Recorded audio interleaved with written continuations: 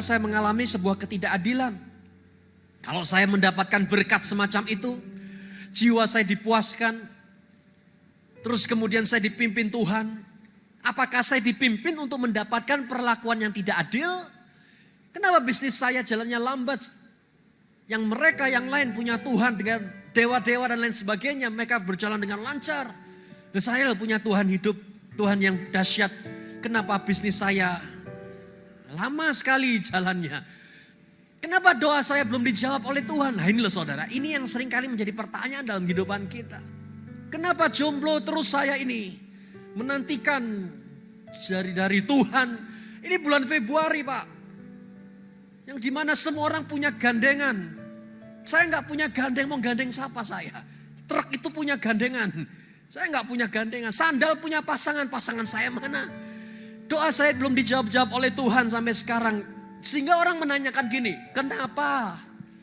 Kenapa Tuhan kau tidak lindungi saya? Kenapa Tuhan kok tiba-tiba kena sakit ini? Kenapa tidak dijauhkan?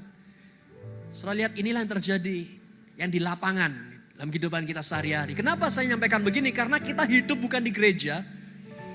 Pulang dari tempat ini kita akan kembali ke dalam kehidupan kita yang nyata. Yang berada dalam lapangan tersebut. Dan itu yang sering kali sedang kita alami. Kenapa Tuhan keuangan saya belum baik-baik? Yes, jadi berkati tapi beda. Tetap masih kurang Tuhan. Tolong, seandainya dulu engkau berkati seperti saya diberkati sekarang, pasti cukup. Nah sekarang diberkati tapi tetap kurang. Berkati lagi tetap kurang, naik level tapi juga kurang. Nah ini loh saudara. Sehingga ada sebuah pertanyaan yang besar yang mengatakan bahwa kenapa? Nah saya bukan ingin mau mengecilkan semangat. Saya ingin di sini menunjukkan tentang kabar baik. Bahwa Tuhan Yesus punya tangan yang tidak kurang panjang untuk tolong kita semua. Dan kita percaya dalam Yesus punya hidup yang terbaik. Tahun ini juga engkau diberkati Tuhan luar biasa. Saudara betul-betul diangkat Tuhan jadi kepala bukan ekor. Itu bukan cuma sekedar sebuah statement. Tapi itu aplikasi kehidupan kita. Yang dimana engkau ada di atas bukan di bawah. Saudara dibuat berhasil. Siapa percaya kita dibuat berhasil? Lalu angkat tangan tinggi-tinggi. Dibuat berhasil dalam apa yang sudah diberkati dalam kehidupan kita. Amin. Boleh tepuk tangan lagi lebih meriah bagi Yesus Kristus Tuhan kita. Nah sekarang gimana solusinya? Nah tentang yang tadi itu Pak. Satu. Bahwa saudara tahu kerinduan Tuhan atas kita adalah satu. Supaya kita bisa bertumbuh. Mencapai ke dalam potensi kita yang maksimal. Ini kemauan Tuhan. Kita mesti sadar, kita mesti tahu dan kita mesti mengetahuinya bahwa kerinduannya dia atas kita. Kerinduannya Tuhan atas saudara adalah supaya satu aja kok. Supaya rancangan yang dia punya itu saudara nyampe ke sana maksimal. Potensi yang telah Tuhan berikan dalam kehidupan saudara itu maksimal.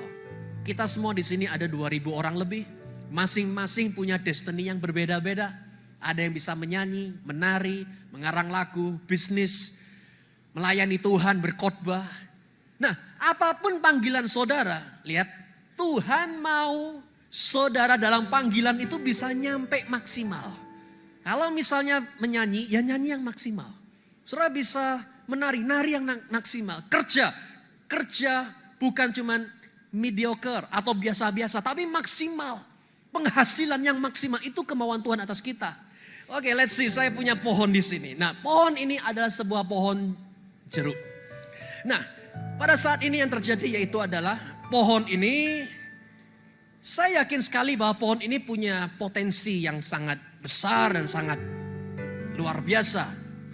Saya yang punya pohon ini, inilah pohon jeruk. Maka yang terjadi adalah di sini sudah ada jeruknya, saudara. Tadi ada minta pohon jeruk. Dan yang terjadi adalah karena dia kepunyaan saya, maka kerinduan saya, lihat ya, kerinduan saya yang punya pohon ini adalah supaya pohon ini bisa mencapai ke dalam potensinya dia yang paling maksimal. Oke, sekarang pertanyaannya, apa potensinya dia maksimal? Sederhana, buahnya tambah banyak, daunnya tambah lebat. Saya pasti sedih kalau dia ini tetap begitu terus. Selama-lamanya kecil gini terus. Ya ini luar biasa, kecil-kecil sudah bisa berbuah. Ini luar biasa dia. Tapi saya gak mau cuma buahnya tetap begini terus. Saya mau buahnya tambah. Dan one day kau akan jadi pohon yang besar. Kalau suatu saat engkau jadi pohon yang besar, kalau dia jadi pohon yang amat sangat besar, anak-anak saya bisa berteduh di bawahmu. Dan bisa mengagumi dulu yang punya kamu adalah saya, ayah. Gitu. Kerinduan saya atas pohon ini adalah supaya ini pohon bisa mencapai ke dalam potensinya dia yang paling maksimal. Tidak boleh tetap itu saja, naik level. Dan kalau ini bisa menjadi potensinya dia maksimal, satu hal, bangga, sukacita, senang. Itu ada dalam kehidupan kita semua. Kita punya anak, kita juga pengen anak kita mencapai dalam potensinya dia yang paling maksimal. Sekali lagi dalam nama Yesus, 2019 saudara dipakai Tuhan luar biasa. Urapan Tuhan atas saudara mengangkat engkau menjadi yang tak engkau pernah duga. Tuhan berkati dalam kehidupan saudara, amin. Siap bulan depan ini dipakai Tuhan luar biasa. Yang siap boleh tepuk tangan lebih meriah bagi Yesus Kristus Tuhan kita. Sama-sama katakan, saya diurapi Yesus. 2, 3 katakan, saya diurapi. Poin kedua yaitu adalah begini. Tidak ada sama sekali dalam kehidupan Tuhan ada maksud jelek terhadap diri kita. Saya ulangi bahwa di dalam Yesus tidak ada hal buruk atau hal jahat terhadap kita. Semua baik dan yang terbaik Tuhan berikan dalam kehidupan kita. Ini penting. Ini kita mesti sadar bahwa di dalam Yesus kita yang kepunyaan Tuhan Yesus, Tuhan yang punya kita. Kita mesti tahu bahwa di dalam Tuhan tidak ada hal buruk buat kita. Tidak ada hal jahat, tidak ada hal jelek. Semuanya baik dan bahkan yang terbaik Tuhan berikan dalam kehidupan kita. Kan gitu. Sekarang pertanyaan. Kalau misal dari Tuhan semua baik, kenapa saya diizinkan sakit? Kenapa ngalami tidak baik sekarang? Kalau misal Tuhan baik, di dalam Tuhan tidak ada yang buruk, tidak ada yang jelek, tidak ada yang jahat. Maka kenapa doa saya gak dijawab, Pak? Jawab Pak. Berikan alasan. Kalau misal Tuhan baik, tolong doa saya dijawab. Tolong pulangin itu suami. Tolong pulangkan istri itu. Tolong Tuhan. Kenapa doa saya gak dijawab-jawab? Kenapa? Itu pertanyaan yang sering kali terjadi. Sudah tahu kenapa saya gak mengalami ketidakadilan? Kita gak bisa tutup mata, kita mesti buka mata dan inilah fakta yang terjadi. Kalau tadi Bapak berkata di sana, di dalam Tuhan tidak ada yang buruk, selalu baik dan yang terbaik. Kenapa saya mengalami ketidakadilan? Mengalami hal yang tidak baik. Saya cuma jawab satu hal, itu adalah tentang masalah perspektif. Itu tentang masalah sudut pandang. Oke, let's see. Kembali pada pohon jeruk ini. Dia kan kepunyaannya saya, ya kan? Saya punya kerinduan. Poin 1, saya punya kerinduan bahwa ini pohon diciptakan untuk jadi pohon jeruk. Dia akan berbuah, jeruknya makin tambah banyak. That's my desire. Maka yang terjadi yang kedua, tidak ada hal buruk dari saya terhadap dia. Tidak ada. Apapun yang saya ingin lakukan terhadap pohon ini, buah jeruk ini atau pohon jeruk ini, tidak ada sama sekali yang jelek. Tidak mungkin kan saya jahatin dia, saya pukul dia, saya tampelin dia. Tidak mungkin. Karena saya punya kepentingan. Kepentingan saya terhadap dia apa? Saya mau supaya ini bisa mencapai terhadap potensinya dia yang maksimal. Apakah dengan jabutin daunnya dia bisa mencapai potensi maksimal dia? Malah saya dijojo jarum sama dia. Ditusuk jarum sama dia. Pohon jeruk itu banyak durinya saudara. Malah sakit saya. Kan gitu. Tapi ketahuilah bahwa tidak ada sama sekali hal buruk yang ingin saya lakukan terhadap dia. Demi supaya kerinduan saya dapat terjadi dalam kehidupannya dia. Yaitu apa? Supaya dia bisa mencapai terhadap potensinya dia yang maksimal. Oke. Dia mulai berkata, oke ya saya ikut Pak Billy, gak mungkin saya dijahatin. Gak mungkin saya. Gak mungkin saya dibuang-buang. Gak mungkin. Percayalah. Sama dengan kita dengan Tuhan Yesus. Tuhan Yesus gak akan bikin buat jahat pada saudara. Oke. Nah suatu saat yang terjadi begini. Saya ngeliat kan. Tahun depan ada kontes. Kontes tanaman buah. Saya mau dia ikut kontes tersebut. Dan saya mau dia bisa menang atas kontes tanaman buah itu. Maka yang terjadi itu adalah apa? Yang pertama saya lakukan terhadap dia yaitu apa? Saya ambil yang namanya pupuk. Let's see, inilah pupuk lah. Saya kasih pupuk sama dia. Sudah tahu pupuk itu adalah kotoran. Yang paling bagus adalah kotoran kambing buat tanaman buah.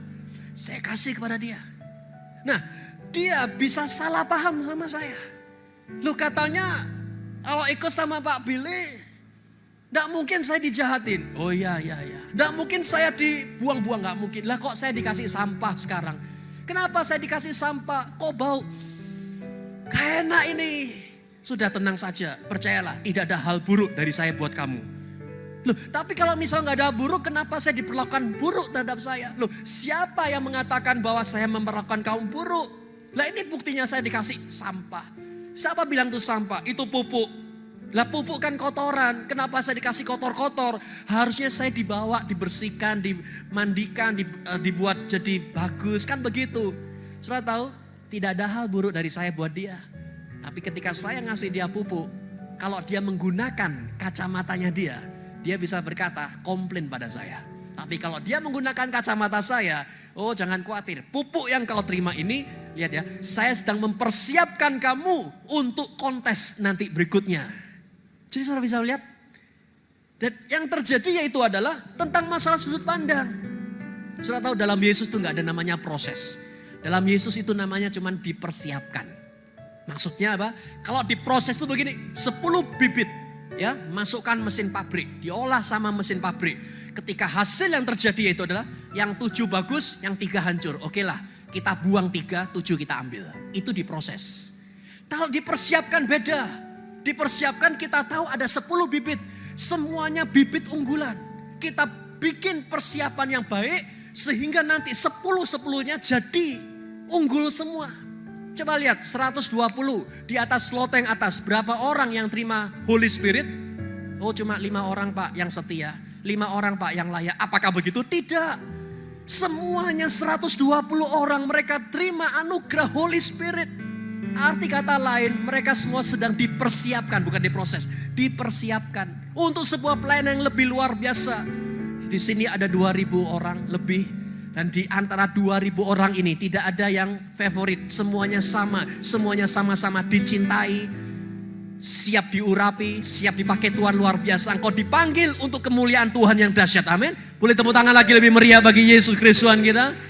Saya ini kalau berkata pada dia sebentar. Ya jangan salah paham dulu sama saya. Jangan pakai kacamata kau, pakai kacamata saya.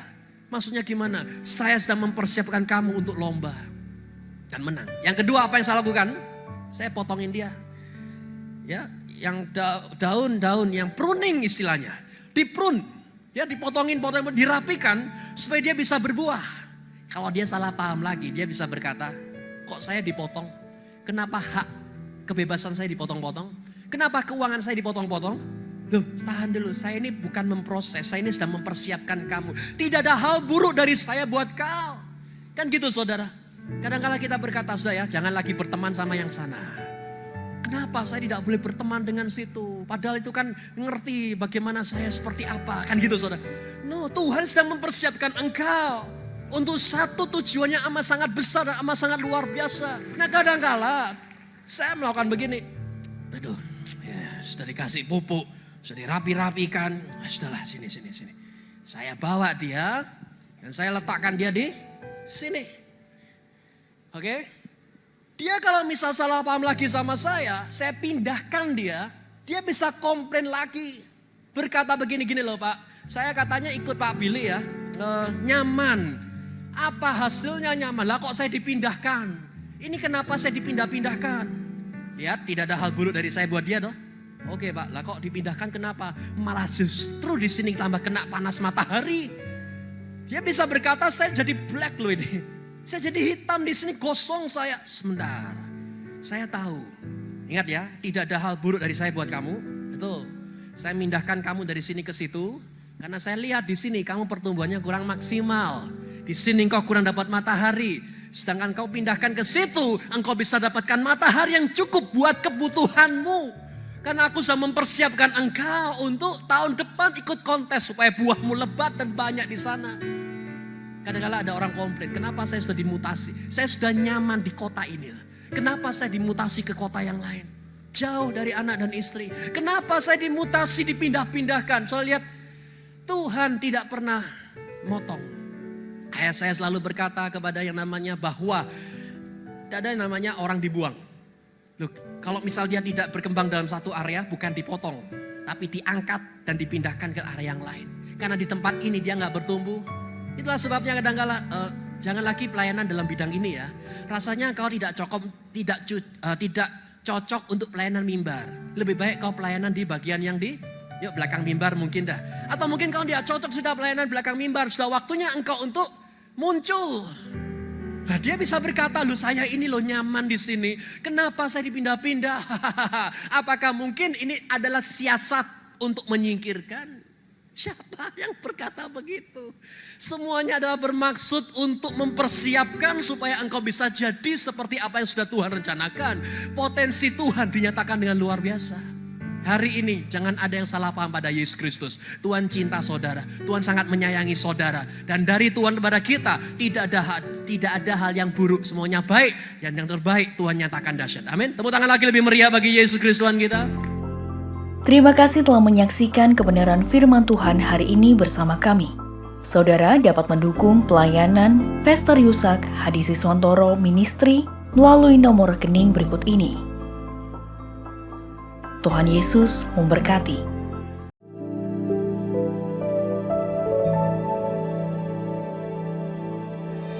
Ku miliki kasih-Mu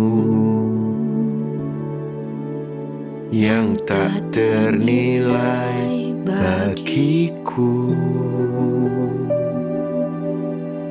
Meskipun tak ku punya siapapun juga,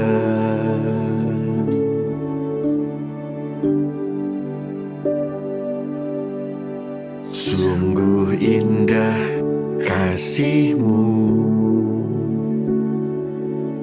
yang tak bersyarat untukku.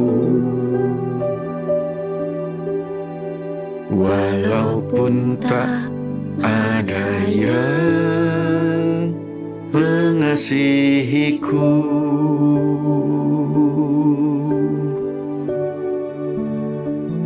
Kau Tuhan adalah Bapa-Ku yang sangat menyayangiku.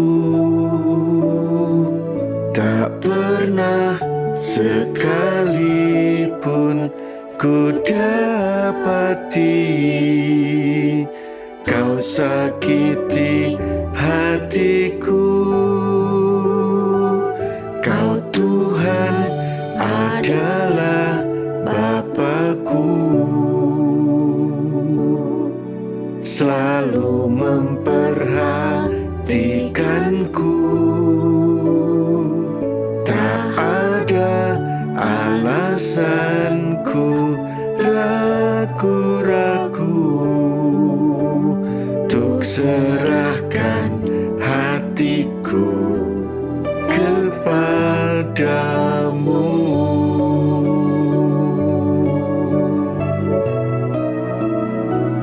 Kau Tuhan adalah Bapa-Ku yang sangat menyayangiku. Tak pernah sekalipun ku dapati Kau sakiti hatiku. Kau Tuhan adalah Bapa-Ku, selalu memperhatikanku. Tak ada alasanku ragu-ragu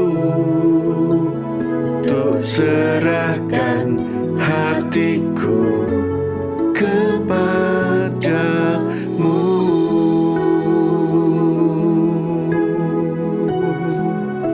Menyembah-Mu Tuhan,